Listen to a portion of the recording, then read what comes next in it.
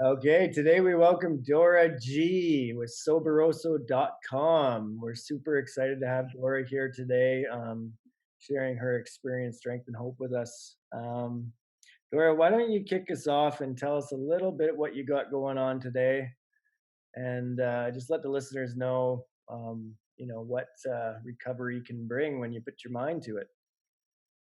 All right. Hi, beautiful peeps. It's Dora from the Soberoso podcast, and I'm really happy to be here with Billy and Tommy today. I'll just let you know a little bit what's happening on the recovery and the recovery projects on my part, and then we'll get back into my story, I guess. But I started up a recovery podcast in the pandemic here, and had the pleasure of interviewing both of these guys here on the show, which is how our paths intertwined at first.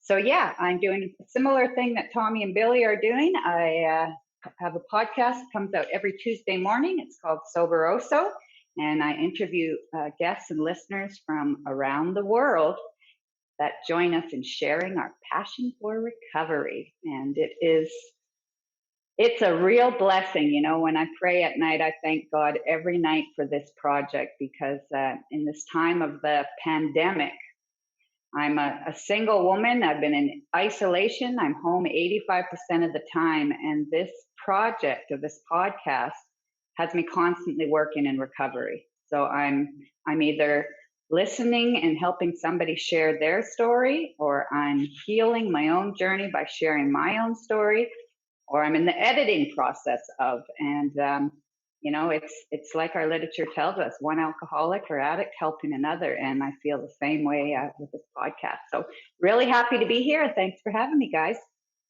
And Dora, before we kind of veer off of that topic, when you say recovery, like Tommy and I focus mostly on the substance, spiritual malady too, though. But you're bringing people in with all types of issues that are trying to share and inspire people. It's not just drugs and alcohol. Is that correct? That's correct, Bill. At Soberoso, we celebrate all recovery and all people. Now, what that means is a lot of our interviews that we do are with people that are recovering from addiction or alcoholism, but we also have some people that have gone into gambling addiction, porn addiction, and obsessive eating, who have lost 200, 300 pounds. We also had a guy on there who deals with grief. He has a podcast of his own, and he is not an addict or alcoholic, but he has a podcast that deals strictly with the process of grieving lost ones. So yeah, we have an array of people, but the primary guests on there are addicts and alcoholics, and some of them are 12-step based and some of them aren't. So big variety. Yeah, well, let's get into let's get into a little bit of your experience in your addiction, leading up to how you came to recover from your addiction. All right. Well, I don't know how much time I got on the show, so I'll give you a little peek. I drank and drugged for 30 years. The first drink that I remember picking up, I was 12 years old. My immediate family, none of them are alcoholics or addicts in the sense that they don't use a substance.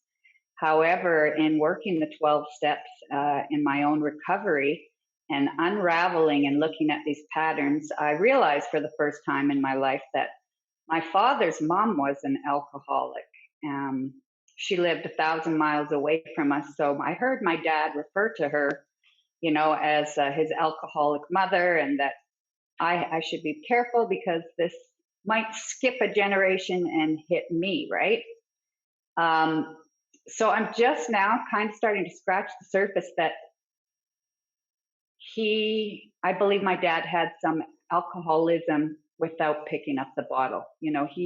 He really went into the side of a lot of control. He was very strict, very religious father. And I think now with a little perspective myself, I can see that he probably did that because of the way he grew up and, his mother being an alcoholic, and he was trying to do the exact opposite and have control in the family setting. So, yeah, I drank and drugged for 30 years. I had my first drink at the age of 12, living in a religious family. When I had that drink, I thought I had arrived. I was like, I am an adult now. It was actually in Mexico where I, lo and behold, started my recovery journey in the same city. That was my first drink. And come full circle here. And we were on vacation, and my parents didn't really drink at home, but we were on holiday, and it was my mom, my dad, and my uncle and aunt, and us cousins. And the waiter brought a drink on the house after eating dinner, and it was Kahlua and cream. So here's a little girl coming from northern BC in the snow and the pine trees to the tropics, the ocean breeze, palm trees, coconuts, like sunsets, like a whole different world. And this beautiful glass with the Kahlua and cream and the ice cubes in it. And that was the highlight of my vacation. It was also the first time that I saw my father really loosened up because of the alcohol. You know, he was hanging on to my uncle, and he was telling everybody, I love you, I love you. You know, he was super chilled out and relaxed. And that wasn't my dad. You know, my dad was very strict. So for me, it was like, you know, this beautiful drink, this vacation setting, and my dad was super funny and loving. And it was, I had arrived. Like, it was like, do more of this. So yeah, that was the first drink at 12, and things spiraled downhill from that. Started running away. I started running away for days on. I went from a Christian school into a high school, and I grew up in Fort Nelson, BC, and it's a very small town. There was only one high school, and I kind of went into that setting like you would, I imagine, like you would going into jail. It was like I either got a bully or get bullied. And within the first week, I was suspended for drinking on the property. And in the second week, I had a huge fight with two big Native American girls that were the bullies, and I took on one of them and held my ground. And yeah, it was like a do or die situation. I felt like, you know, I wanted the acceptance, I guess, going from a Christian school into that public school from the peers and my kids. And that really manifested in the form of I went everything against authority, teachers, everything. You know, I just became a badass. And within a couple months, I was moved from my grade A's to the back portable for alternate education kids, you know, the bad kids in the back. And things spiraled out of control there. So yeah, like I said, that's how it started. I ended up at 15 stealing my mom and dad's car when they were on vacation, rolling it, totaling it, and Like to like you're about 15 now. For our listeners and for mm-hmm, us, I know a little bit of your back history, not a lot, but can mm-hmm. you paint a little bit of a picture of like how you were growing up and like the dynamic with your family? And because a lot of the behaviors that you're exhibiting now as a young teenager in the story, they probably came and were built on something earlier, right? Would you be able to maybe give us a little bit of a description of how the structure was set up, and maybe what you were longing for as a need for, as a kid, or what you were missing, or what you were getting too much of, or anything like that? Sure. Well, Bill, it's hard for me to have a short conversation about this. So I don't think, you know, growing up, I really thought that I had somewhat of a normal upbringing. And I always thought that I was, you know, the bad apple in the family. But through doing the work, I've realized that I didn't have a normal upbringing. I was the first grandchild, the first child, the first cousin, the first of everything as far as the family dynamics went on both sides. So that meant that my parents had no experience being parents. And not only was I the first child, grandchild, cousin, all that good stuff, I was also the first baby born into a religious cult that was run by a man named Sam Fife, who started up many religious cults in the 70s and 80s. And so I was born into a literal survival mode. My parents had started this cult up at Pink Mountain. It's called Headwaters Ranch, known as The Move by the Sam Fife. And they were surviving in the wilderness. They were basically starving.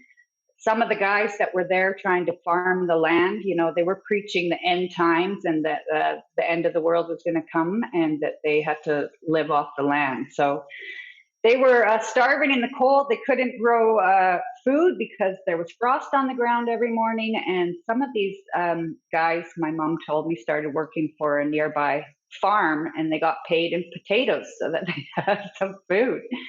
And my father ended up being a trapper and trapped for, all sorts of pelts that he traded to the Hudson Bay Company traded their furs for some extra financing. So right there, that's not really a normal upbringing. But in my head, I just thought I was the odd one out. So anyways, we escaped from there. Oh, my first meat was lynx. It was the first taste of meat I had as a child, was a lynx that they had run over. So from there, my parents left that place when my brother was born. So I was about 3, and they moved to Fort Nelson, which was still a place in the middle of buttfuck nowhere. It was so small, it was called a village. It wasn't even big enough to be a town when I moved there. And another place in the middle of nowhere. But my dad got a good job there, and this survival mode continued with my parents. They were still religious. They still believed in God. They still started going to a church there. But my parents, looking back, the way that my parents raised us, it was still in survival mode. Like, we had a nice house, but we're the only people I know of my friends that had a wood burning stove to heat the house. So that meant a lot of chores, chopping wood in spring break, hauling wood, stacking wood, always wood going. My mom grew a garden. She grew as much as she could. I knew how to fish and gut my own fish by the time I was 7. I knew how to shoot a rifle. I knew how to, I knew how to survive the wilderness. But I really started seeing and resenting the fact that I couldn't just be a kid from the age of 5. I saw that what I was going on in my family, I had to earn my keep, basically, we all had to contribute to the family. So, I started resenting other kids. I wanted what they had in their snacks. I wanted more playtime. I didn't want to haul wood. I just wanted to do what the rest of the kids were doing. And were you getting love and attention, or? Yes. Yeah, I would say, as an early child growing up, I had the fear of my father, in the sense that he wasn't physically abusive, but he was definitely disciplinary. I mean, we didn't step out of line. If we were bad when we were little, we got a strap or whatever when my father got home, and he had the 1, 2, 3 count on where we were at the table. If he counted by 3 and we weren't there, that kind of stuff. Yeah, I had the love as a little child, but because of the strict rules I grew up with, which was no cutting my hair, no wearing makeup, no talking to boys, not going to get married till I'm 21 or go on a date. I guess as I started to go into adolescence and enter into the ages of a teenager, I really noticed that there was a considerable lack of communication within my family. So because I had all these rules, there were so many changes that were going on in me that I couldn't even talk to my own mom about, because I was just not allowed to do so many things. And I felt like I really had to figure out a lot of things for myself, or talk to, my friend's mom who talked about things that I couldn't talk to about my mom with. So I think there was a real breakdown of communication due to these strict rules I had to live within. And I fucking rebelled, you know. I started living on my own by the age of 15. Like I was done. I was kind of thinking like when you go back and Bill was talking about, did you kind of get the love that you were looking for? And when I think about when I took a look at, I thought my family was very normal in a sense. We didn't communicate. There was very little emotion involved, but I thought we were normal. We lived in a house and we lived in a community. And so that's just what I thought was normal. Bill took me through the process, step 5 process, and we were looking at it, and it was really important for me to see that, instead of blaming my mom for the way she was, but to look at how she was raised. And she was raised by my grandfather, who was raised in an all boys boarding school. He knew nothing about raising a woman or a Mm-hmm. young girl. And so that really affected her in the way she raised me. Like she was very, she didn't raise me like a woman. She raised me like a man. And my dad was kind of the, kind of like the turtle in the like he would kind of just hide from everything. She was very aggressive, and he was just he didn't say much, right?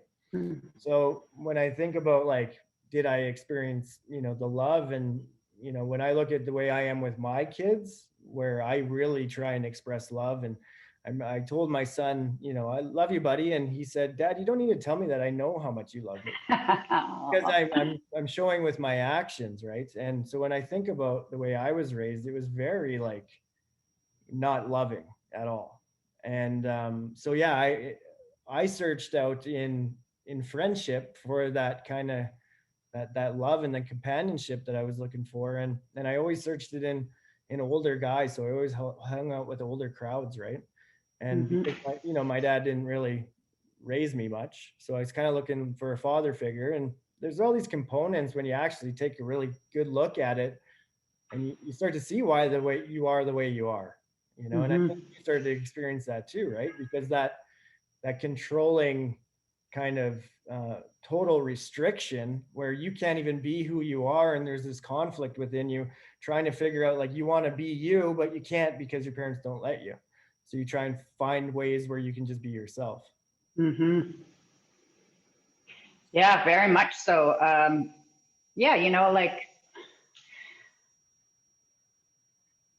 when I reached a certain point, I lived on my own from the age of 15, teenage mother. I had 2 daughters before I could even get in the bar. And, through my 30 years of drinking and drugging, I had many failed relationships, with men, always thinking that each one of those guys was going to be my forever, like we're in this together forever. And I had a lot of failed relationships, and a lot of bad decision making as a result of drinking and drugging. Um, but yeah, I reached a point, like once I was on my own, like something kind of switched because, I wasn't blaming my parents. Like when I was on my own, my father eventually got a transfer out of that town, like 1,000 miles away. So now my whole family's gone, and I'm in this town, and I'm 15. And in my opinion, I've got what I want at that time. I'm on my own. I've got no rules to live under. I'm shacked up with a guy who's 19, and nobody's telling me, like the restrictions that my family had on me. So a lot of self parenting came into play. So yeah, but I guess after that, something switched in me where I really took like everything that happened to me in my life was my own fault, was my own karma, was my own doing. I made my bed and my choices, and now I got to live in it, whether it was, abusive relationships or whatever bad or chaotic things happened to me. It was because of the choice I made to leave my family. But it's only now, through working the steps and the recovery, that the first time in my life, I'm not going back there and looking at with blame. I'm looking with a different perspective. Like I mentioned, like now I can look back and say, I never thought about how my father grew up with an alcoholic mother that was sending, him at 8 years old to the store to go get him a bottle of booze every day. Like I never thought about that. So I have a different perspective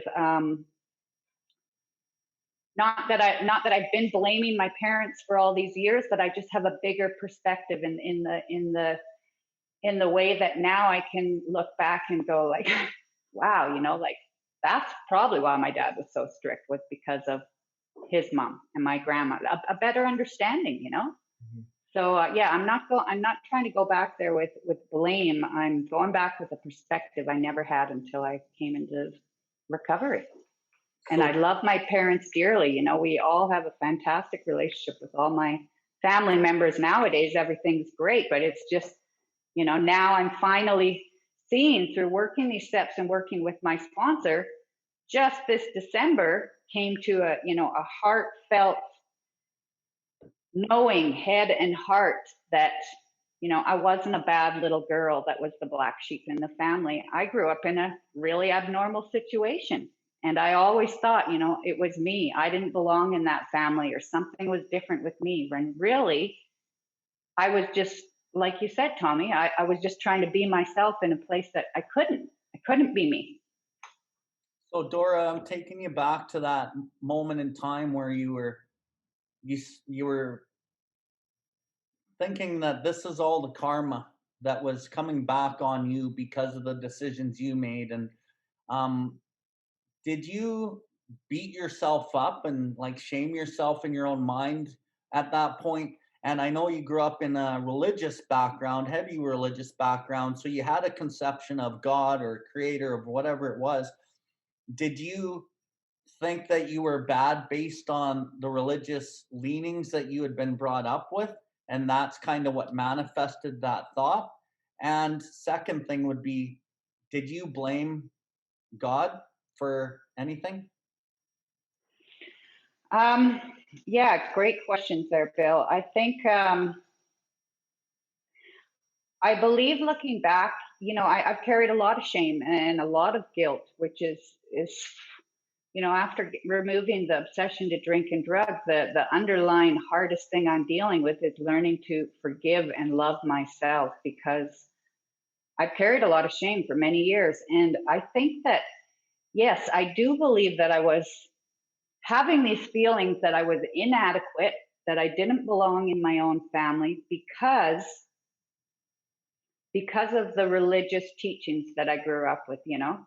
The man was always the head of the household. The woman obeyed the man. I never heard my parents argue or raise their voices at each other in my entire life. But my mother also, when she was upset, you couldn't see it vocally, but I could feel the energy. She'd get quiet, she'd go into her room for a bit. So now that I can look back, I can see that she was very submissive. She's an angel, she's a beautiful woman, but she's that ideal religious setting that I grew up with, reading the Bible, that the man is the head of the household, and, there's a hierarchy, and the woman is below him, and you don't question your elders, and you don't question. So I believe along with not having communication, I developed that those traits to bury things. I couldn't communicate with my parents, and I also had to bury those feelings because I didn't have the place to question them. I wasn't allowed to question them. So I think me feeling the guilt and the shame is because, yeah, now I'm living alone. I'm on my own, and I'm thinking, all of this happened because I chose to leave my family. My parents finally transferred. My dad had been trying every year for 12 years to get a transfer out of that little village in the middle of nowhere. And when they finally did, to big city life, which meant options, a ton of more options, because there was no options in that little village. I was already out of the home, and chose of my own free will to stay with this guy that I was shacked up with. So everything that did happen to me after that, yeah, I blamed myself. I blamed myself for everything. I wanted to grow up. I wanted to be an adult, and this is happening because of my decision. This is happening because it's all my fault. And I went through my first bout of depression after I had my youngest daughter. I was 17 when I had her, and I experienced postpartum depression. And again, I'm in this little village. There's two doctors in the whole town. This is back in 1991 is when my daughter was born, and there wasn't internet. We had encyclopedias. Like, there was no internet to know what depression was. So, I didn't talk about those things. And I was just crying all the time, uncontrollably. And, these feelings of I'm not good enough. Everybody's better off without me. And, everywhere I go, I just, bring everybody else down. The whole world's better off without me. And so I did finally see the doctor that helped me deliver my daughter, and told him, I can't stop crying, and this and that. And he told me that was pretty normal of pregnant women. I'm a teenager, I don't know shit. And he told me about postpartum depression, and that was a normal thing. So I kind of had a sense of relief when I heard that, because I'm thinking I'm struggling in my own head, it's me. And he prescribed me, I believe it was Prozac at the time. And I was, kind of felt a sense of relief that, okay, there's an answer to this. And my old man worked out in the bush. So he was away when that happened. And when he came back to town, I told him about going to see the doctor, and he just wouldn't have any part of it. There was no way his old lady was going to be depressed or have to take medication to be quote unquote normal. And that was the end of being medicated by a doctor's prescription. So then I started drinking and drugging for self-medicating, not just for fun, but to numb everything out, because for some reason street drugs were okay, but not doctor prescribed at that time. Mm-hmm. And did I start blaming God? Sorry, I forgot about that question. I didn't blame God. Again, Bill, I didn't blame God. I took all of everything that happened to me as my own fault. But what happened is that I never prayed to God. I lost any relationship that I had with a God. I just thought I can do this on my own. The Christian school that I grew up in, I remember, like I had to memorize the Bible front to back. I'd been in a Christian school for, I think, 5 years before I went into high school. And, it was all church. It was all the Bible. And shit, I totally lost my train of thought. Oh, I remember reading, like, there's some part in the Bible where it says, that God knows every hair on your head. Like, there's something in the Bible, but God knows everything. He's got a plan for everybody, and he knows every single hair on your head. And I remember thinking as a kid, like, not only am I going up in religion, but even, like, how is it possible that God knows everything about me before I do? Like, I feel like I have no free will at all. I'm a fucking robot here if somebody knows everything, And I remember being like a young kid, like 9, 10 years old, on my way home from school, walking down the road and just doing a side skip and going, did he know I was going to do that? Like, like trying to test it, and I had this like anger in me, like, how can he know everything? That means like I'm a fucking robot. Like, I have nothing of my own. So I kind of resented that, I'm living under the control of my parents, and now this God that knows everything before I do, every single hair on my head, every move I make. So yeah, when I left my parents, I just turned my back on God. I didn't hate him. I didn't blame him. I just turned my back on him. And later that came around in my recovery. But yeah, I wasn't blaming him. I just turned my back. I think the more that I get into this recovery and work with other addicts and alcoholics, and just my experience as you were talking, it's just like the amount of blame and shame that we experience in recovery. I think it plays such a huge part in why it's hard to actually recover. The energy of the blame and shame is it's so self-defeating, and you know I suppose it's hard not to, because the way we are when we're in addiction. I mean, it's always like, how could I do that? How could I be this way? Why did I do that? And it's not like that. You know, you step into recovery and all that just goes away because you're recovered all of a sudden. Because like the subconscious mind, you know, thoughts just start happening. And when you've burnt your life to the ground numerous times throughout your life, even though, you know, you get these opportunities that might be potentially good, and then you just burn it down because you can't handle life because you're drunk and high all the time. um, so yeah, this is a major part that, you know, all addicts and alcoholics have to deal with. And to do it alone, without understanding people in my life and other, you know, eh, the program works so well because we have such an awesome network of understanding people. And you know, so can you tell us a little bit of like, because the blame and shame, it happens and it gets less and less as you go, as long as you're aware of it and you have people to talk to. Do you have a little bit of experience of, you know, in your recovery, how those thoughts crept in and what you had to do to deal with it? Yeah, in my recovery. Sure.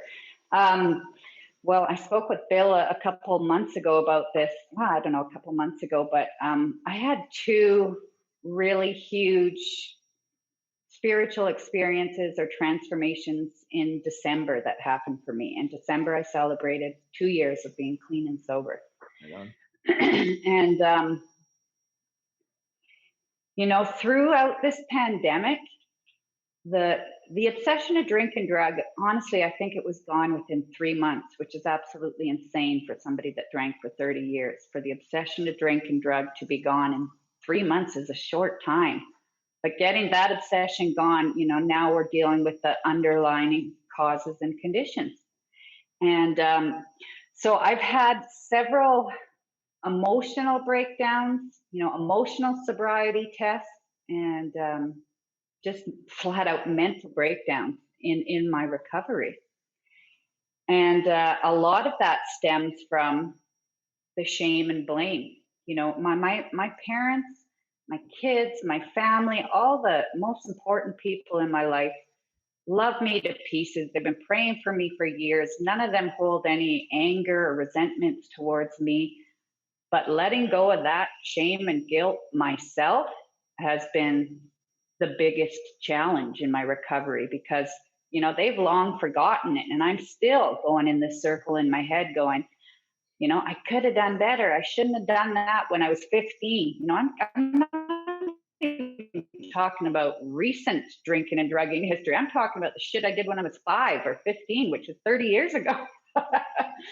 So, yeah, you know, along with working the program, working the steps, I have an incredible sponsor who, you know, I've shared more with anybody than I have in my entire life, you know, about all these little pieces and these patterns and things that I never ever put any thought to in my addiction or my alcoholism. You know, I was just going from chaos to chaos, just, you know, fucking running from fires and just keep on going and don't look back. So, you know, for the first time, the steps are bringing me back through these patterns, back through these moments in my life that I never dealt with. And so I had a couple breakdowns, mental breakdowns in the pandemic alone. And when that happens to me, I have to turn off every distraction. I have to get back to basics. Like I'm talking, I turn off the phone, I turn off the computer. Everything has to come to a halt. And, you know, I start journaling more. I get back into my book more. I get back into meetings more. But I also know in those moments that it's a time of growth. So I might be hurting and I might be feeling like I've been fucking praying for this for 7 days. You know, when is it going to leave? When is it going to let up? And those moments seem like a lifetime, you know, when I'm in that. But at the same time, I know it's an opportunity of growth. You know, I lean more into God. I lean more into letting go and getting back to admitting that I'm powerless, you know, over anything. So, along with working the steps, prayer, meditation, I also, to do this rewiring of the brain, I literally listen to sometimes like 6 hours a day of self affirmations and of guided meditations. The first thing I do before I'm fully awake, I'm putting on an hour of these pre recorded self affirmations of going back into my head to get rid of these negative thoughts and saying, I am a good person. I am lovable. I am this, because in my head, that is not my natural way of thinking. My natural way of thinking, especially if things aren't right, somebody else isn't, picking on me. My thought cycle is saying, you're not good enough. You should be better. You could be doing better. That's my natural thoughts for a lifetime. So I'm trying to replace those with good ones and self affirmations. And some of these affirmations I've come up on my own. So one of the transformations I had in December, which was the day of my sobriety date, I went for a little walk with my dog in a park here, and I was just doing the loop with my dog. And working in recovery, like there's one thing that my sponsor can point out to me. It's another thing that I can read something 20 different times. But to actually make that connection and understand it and feel it and get it, it has to be, in God's timing, or in the right timing. Like it doesn't mean just because I read it that, okay, I believe that now I'm never going to have a negative thought because I just read this, I'm lovable, and I'm never going to go back to a negative thought. So I'm walking around the park with my dog on my 2-year day, and I'm just thankful to be outside and in the outdoors. And I just have this thought come to me, like, I am a woman in recovery. I am sober. I've got 2 years of recovery. I'm not trying to be this woman. I'm not in that fake it till you make it state. I am giving back. I'm sharing a message. I'm sharing a solution.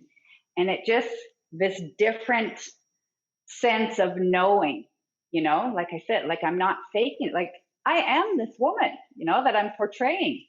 And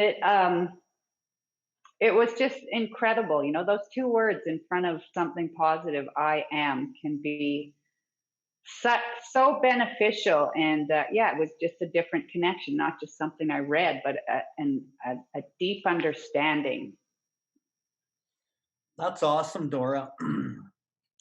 It brought me. I'm going to go back to something you said, and Tommy and I talk about this all the time. And when you're in recovery, and what I've noticed about what you're saying is, as you've stayed sober, you're able to see the positive patterns of the growth, which you can only start seeing if you stay sober. And being aware of going through these dark spots where you're like, okay, I can get through this with the help of my God. And so you lean into God harder, like you said. But the thing that I've noticed as I've worked with a lot of people, been around the program, is when people get into that dark state, with us, with our illness, it's that turbocharger.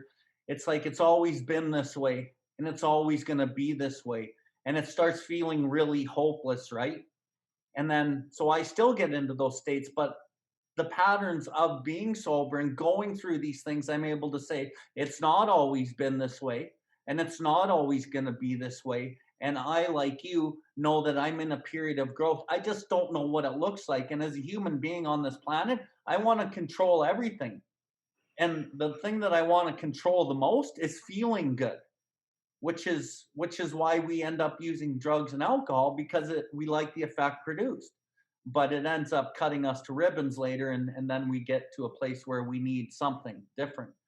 um, and also on that note, as this is another thing I've noticed, and it talks about it in the literature, um, more is going to be constantly revealed. Like, this is a journey of healing, right? And to use the positive affirmations, I've done that too. It's really been helpful.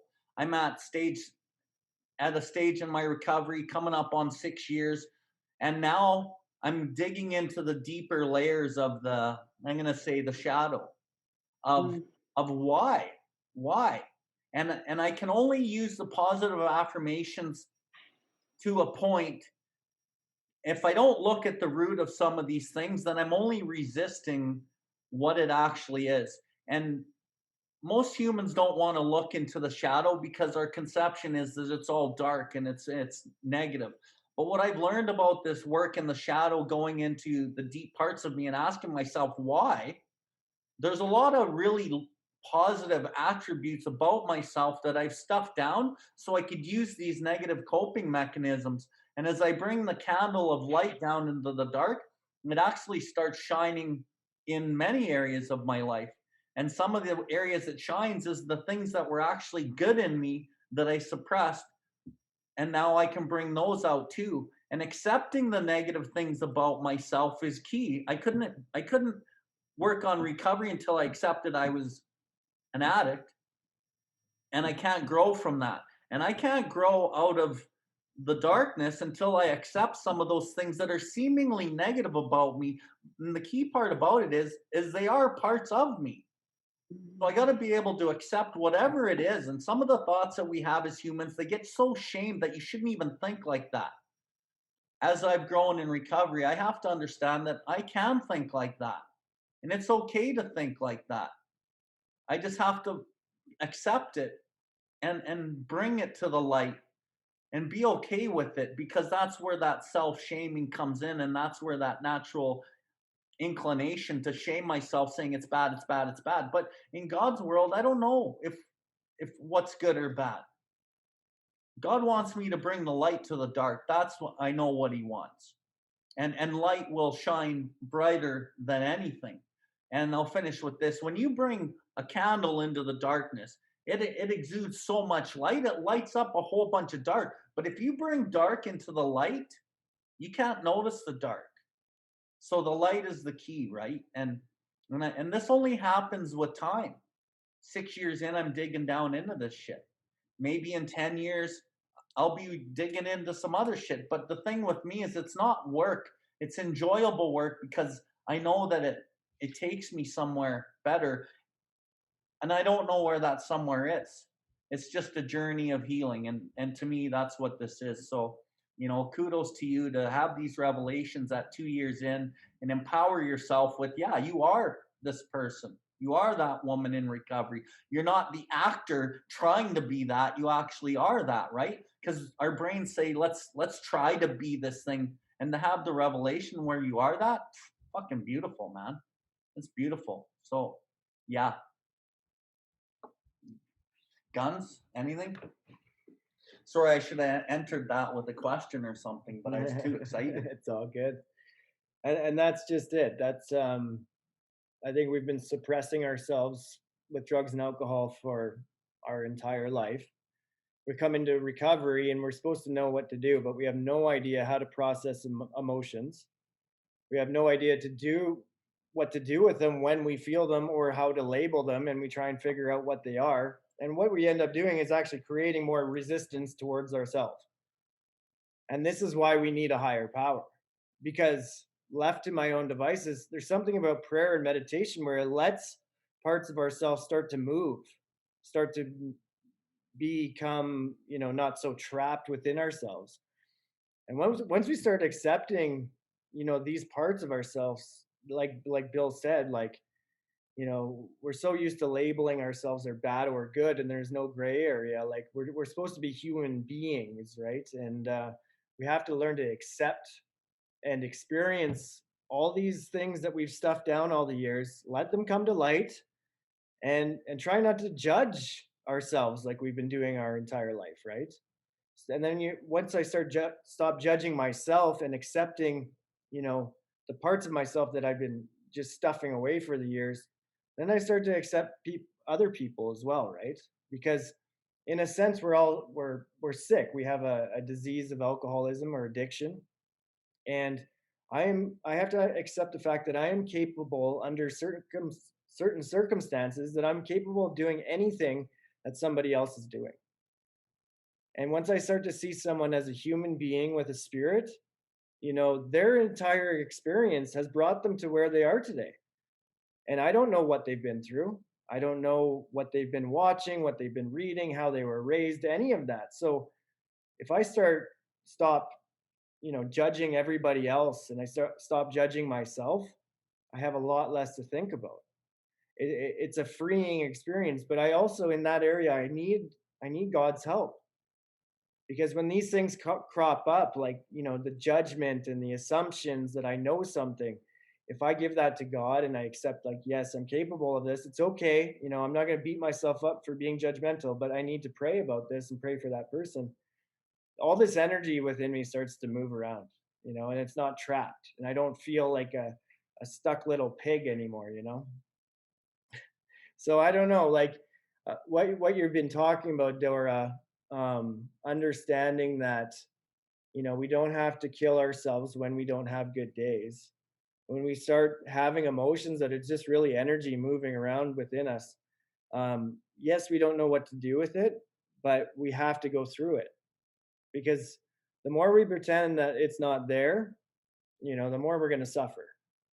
And the more we're not going to grow, because we need that growth, we need that movement within us to really start to become, you know what we're intended to be. And a lot of us, that changes on a daily basis. But when you're in touch with a higher power, and you don't need to know the future all the time, you don't have to figure everything out, just knowing that, if you're on the right path, that everything's going to be okay. So obviously you've gotten to that point where, you didn't take a bad day and beat yourself up, but you actually knew to shut off your phone, to stop distracting yourself. Because I think that's when you said that, I just, like, I felt such a relief that you actually said that, because I think, like, spiritual growth will take so much longer. And I've had to do the electronic detox before, because I can distract myself from all this stuff, because I want to go to what's familiar, what I know, and I don't want to look at certain things. So it's easy to just aimlessly stare at social media, so I don't have to look at myself. But for you to say that, where you just had to cut off all, distractions and actually focus on yourself, I think that's a really important message for people, because it's okay to do that. And if you really want to grow and get through that stuff and not feel it, the best way to do that is to grow through it, and get in contact with people in recovery and talk about this stuff, and instead of just having that distraction. So I don't know, what else can you tell us about your recovery journey, and kind of the things that maybe you think would be useful to people listening here today? especially women. Hmm. Ooh, okay. Especially women. What can I tell women? Well, let me take you a little bit back to what was going on in my life before I found recovery. I mentioned earlier that I had a 30-year run of drinking and drugging. But what happened to me when I walked into recovery in August 2018 for the first time ever was that I was in a very toxic relationship with a man who, well, I partied a lot, but together we did a lot of drugs and a lot of drinking. And he also introduced another drug that wasn't my favorite kind of drug, but it was really dark. So our partying went from me, being the social butterfly, to dancing and talking with friends, to, the two of us locked into a house for 3 or 4 days on end. And that happened on a weekly basis. And, I was with this guy for 3.5 years, and I'd leave him and I'd go back to him. I'd leave him and I'd go back to him. And I'd go back to him. Most of the times I'd go back to him because when I left him, he either broke my phone or broke my laptop. And a few days would go by and he'd call me back and say, I owe you a phone, or I owe you a laptop. So I'd go back to him to get the phone that he broke or the laptop that he broke.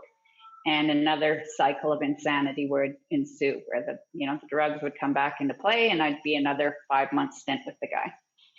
So before I found recovery, I was having the last fight with this guy, and we'd been partying for about 2 days, and I asked him about a relationship. How can we get our relationship better? If we try harder, we could be so good together.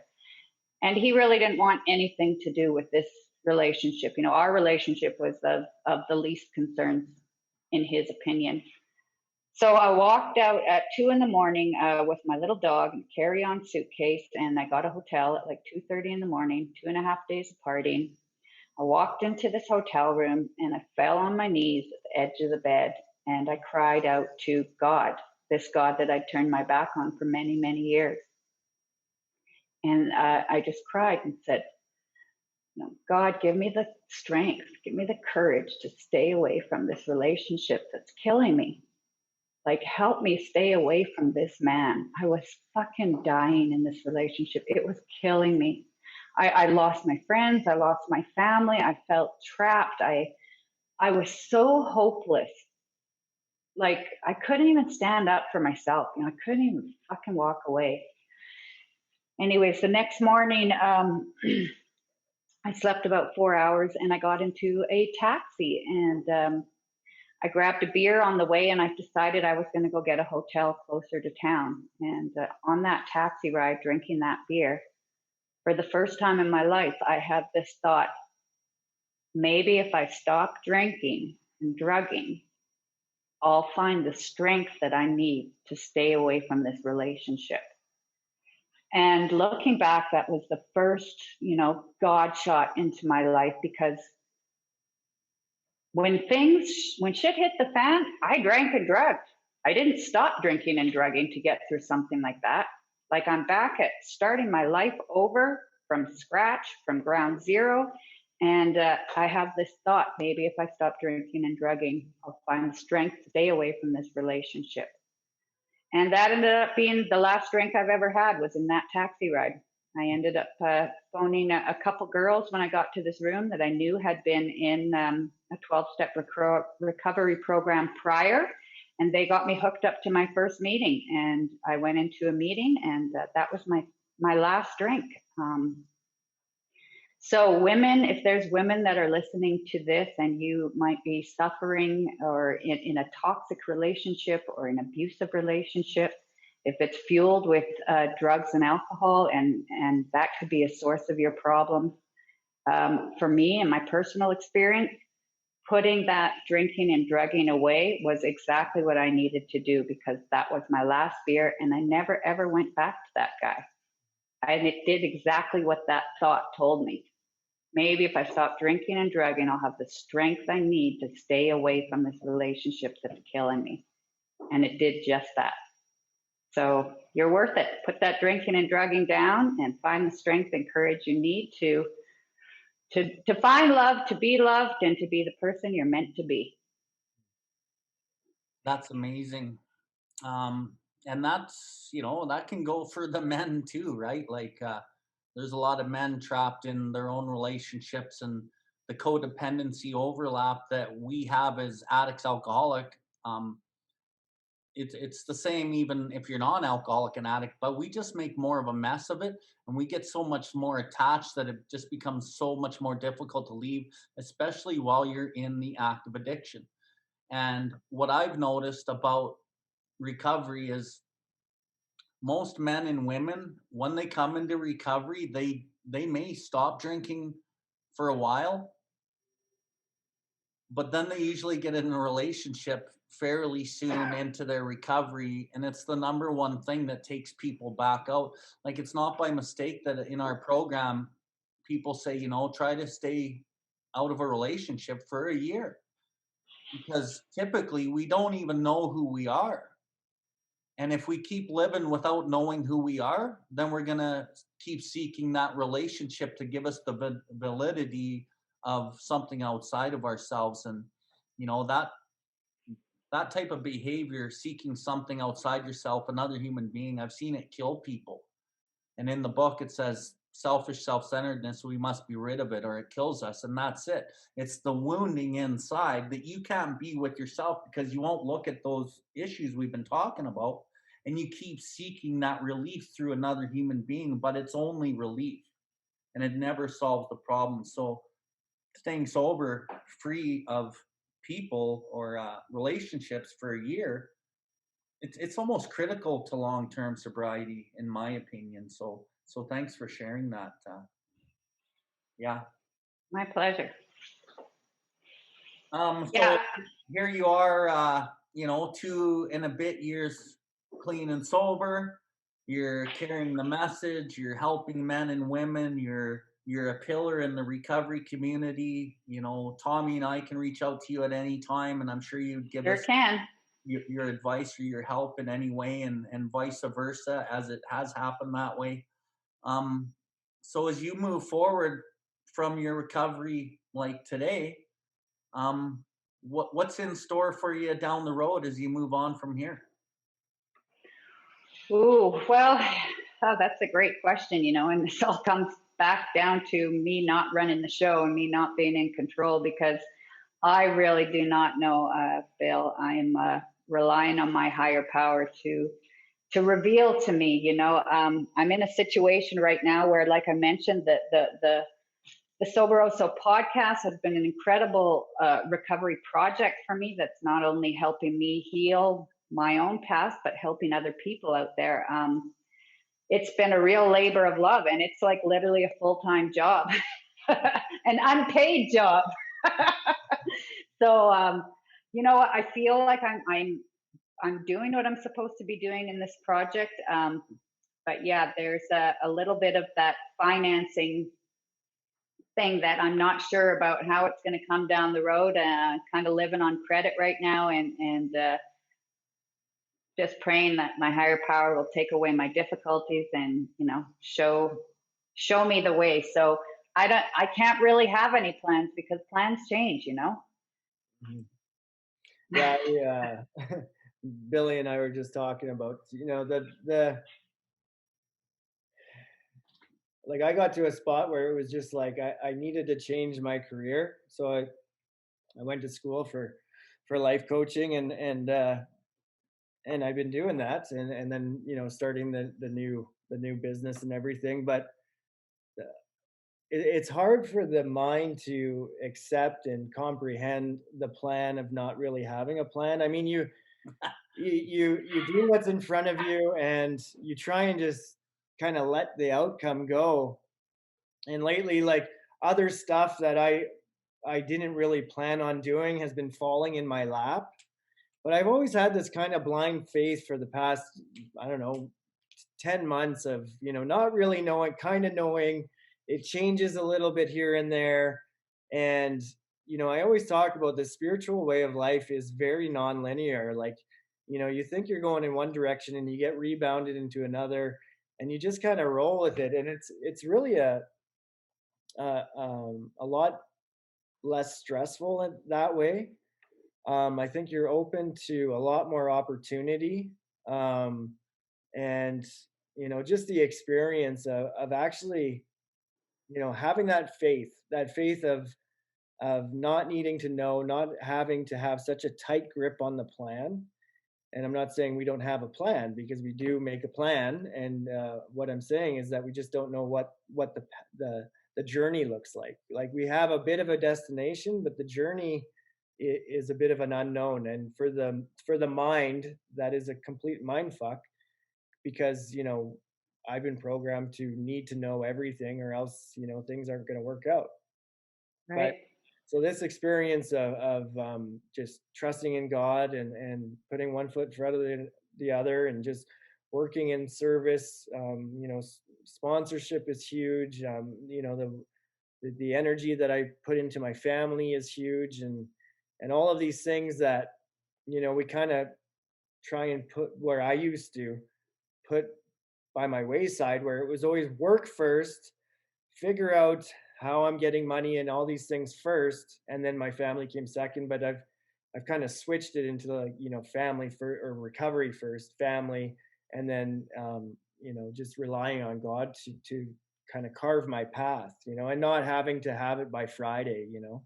understanding that try and experience the journey and enjoy the journey and be open to new ideas and new way of life and fuck, it's been good. Like true freedom, true freedom of the human spirit. Not saying that it's like that every day, because I'll convince myself that I need to be doing certain things, and but I've really learned to just with every decision I make, go to prayer and talk to other people and don't have to run the universe anymore, and I don't have that weight, right?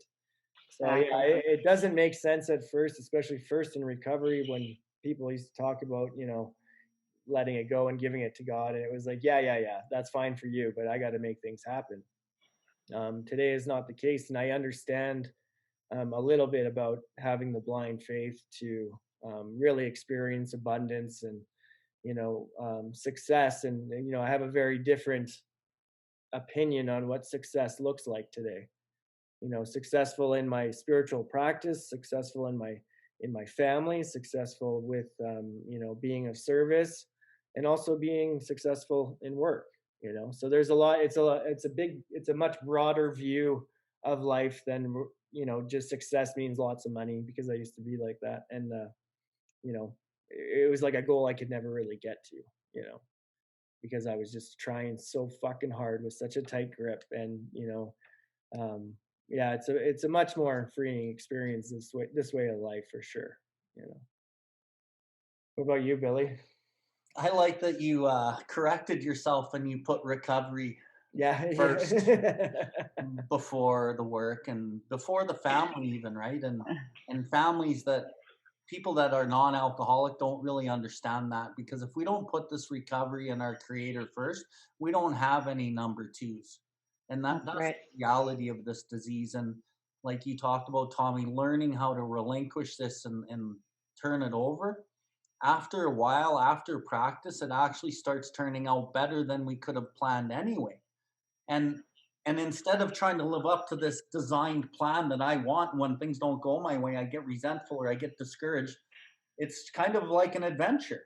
Every day you just wake up, you kind of have what you think it's going to be. On awakening, we think about these 24 hours ahead. This is hopefully how it's going to go. But to be able to swivel and pivot and go with the flow, the resentments don't come. Life doesn't treat me shitty because it's not happening to me anymore. It's happening for me. And life becomes more of like an adventure. And you're just kind of going into the unknown. And some of the best memories of my life were like unexpected, unknown things that just kind of came along. And living that way of life is is pretty cool, man. But it takes practice, right? Like Oh like yeah. you said, practice. So yeah. I just want to jump in there and say, like, on the topic of, just going with the flow, we have the, learning to have the flexibility, to have a kind of a penciled in plan, but the flexibility to change with it. And that's exactly how recording with you two went today. I Yeah. was like, is Bill going to remember that we have a recording? Well, I'm not going to chase him. I'll just wait and see if he remembers. And it's like, I've got, like, I'm on the computer doing something on the side here, and if he calls me, I'll do it, but I'm not going to be like, pulling my hair out because Bill didn't fucking call me. It's like, it's like a lateral plan, so I'm not going to be totally derailed if, this appointment didn't go through. And in my active addiction and alcoholism, I had to, I was a planner, and if things didn't go ABC, I just shit hit the fan. I was anxious and I needed a drink because the plan fell apart, and it was supposed to happen like this. Hmm. So Oh, yeah, totally. Yeah. Well, that's awesome. Well, I'm very impressed by all the work that you're putting into recovery and really bringing the awareness, especially online. Like, um, I just think it's really amazing what you're doing. And I think I can see the patience and persistence and a lot of living in the unknown. You mentioned you're living off credit, so that can be for most people kind of scary at times. And but you just keep trudging the road, right? right. Dora's walking with purpose today, and we can all sense that. We can see that. Your podcast is amazing.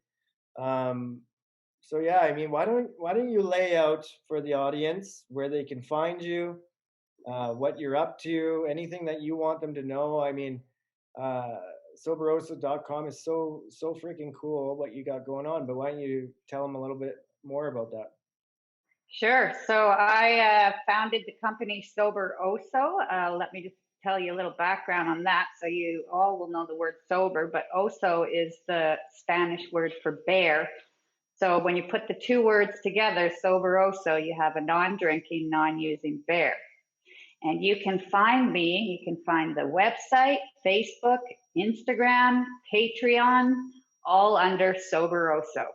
That's all you got to click into the search bar. You can find the podcast, also Soberoso, on Spotify, Breaker, Anchor FM, Google Play, Apple Play. Basically, anywhere you want to look for us, just type in Soberoso and you should find us anywhere. But everything will be on the website, www.soberoso.com. I also design recovery clothing, shirts, hats, hoodies for men and women that show a positive message about recovery. So join us and wear and share your passion for recovery with Soberoso. Nice. Right on, Dora. Thank you so much for joining us here today. Before we shut her down, I'm just going to let people know where you can find me, and Tommy will do the same. So, where you can find me is at billward.life on any of these social media platforms. You can find me on my website at billward.life. And I'm just doing my thing. I'm going to be focusing a lot on First Nations here in the next little while. I'm going to be doing an interview series with First Nations influencers. Tommy and I will continue doing the UDR cast. We will be building a Instagram channel for UDR, maybe Facebook. We don't know, but we're going to keep UDR going. And yeah, that's what I'm up to, man. Yeah, and so you can find me at foresightsgroup.ca, and then foresightsgroup.coach. Basically, my focus is really helping basically parents of young adults that are struggling with addiction, don't know what to do, don't know where to go.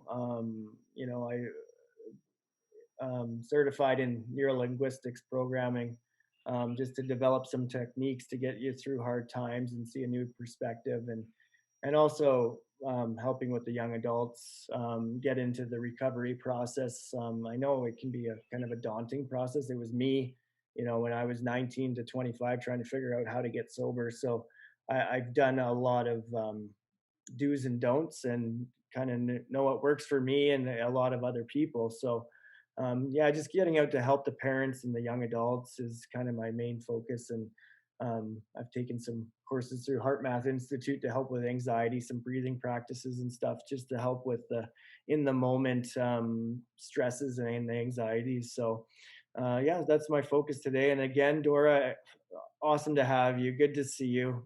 We miss you. And yeah, keep doing what you're doing.